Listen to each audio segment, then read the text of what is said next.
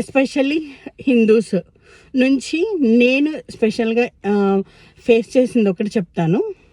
మేముండే ఏరియాలో అది ఫుల్ వింటర్లో చాలా భయంకరమైనటువంటి ప్లేస్.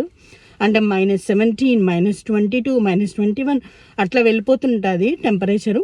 అలాంటి టైంలలో మేము అపార్ట్మెంట్స్లో ఉన్నప్పుడు ఫైర్ అలారం మోగుతుంది.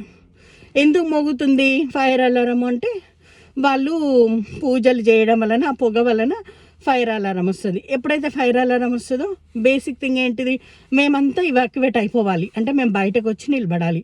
సో మీరు చెప్పండి, అంత చలిలో మేము బయటకు వచ్చి నిలబడాలి అంటే అపార్ట్మెంట్స్ మొత్తం మేము ఎంటీ అయిపోయి మేము బయటకు వచ్చి నిలబడాలి. ఎవరి కార్లలో వాళ్ళు ఎక్కుతారు.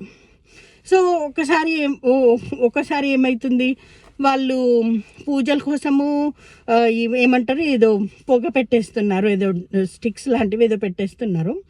ఇంకొకసారి 2 సార్లు ఇన్సిడెంట్ నేను ఎక్స్పీరియన్స్ అయినాను. ఇంకొకసారి వాళ్ళు ఏం చేశారు, కార్పెట్ కాలింది. వాళ్ళు అలా పెట్టేసి వదిలేసి వాళ్ళ ఆఫీసులకు వెళ్ళిపోయినారు.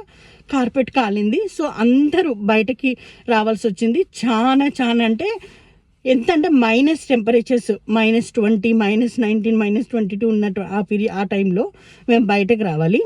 ముసలి వాళ్ళు, ప్రెగ్నెంట్ లేడీసు, ఇంకా చిన్న పిల్లల్ని పెట్టుకొని మేము బయటకు రావాలి.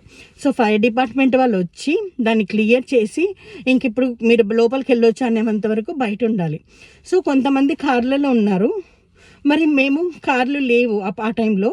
మేము ఎక్కడ ఉండాలి, ఎక్కడికి వెళ్ళాలి చెప్పండి? ముసలోళ్ళు, మరి చిన్న పిల్లల్ని పెట్టుకున్న వాళ్ళు, హస్బెండ్స్ కారు తీసుకొని ఆఫీస్కి వెళ్ళినప్పుడు మాకు ఒకే కారు ఉందనుకో, మాకు కారు లేదు, మేము ఎక్కడ వెళ్ళి కూర్చోవాలి, ఎక్కడ వెయిట్ చేయాలి ఆ చలిలో? మీరే ఆలోచించండి. సో మీ పూజల కోసం మీరు ధూపాలు పెడతారు, మీరు అన్నీ చేస్తారు.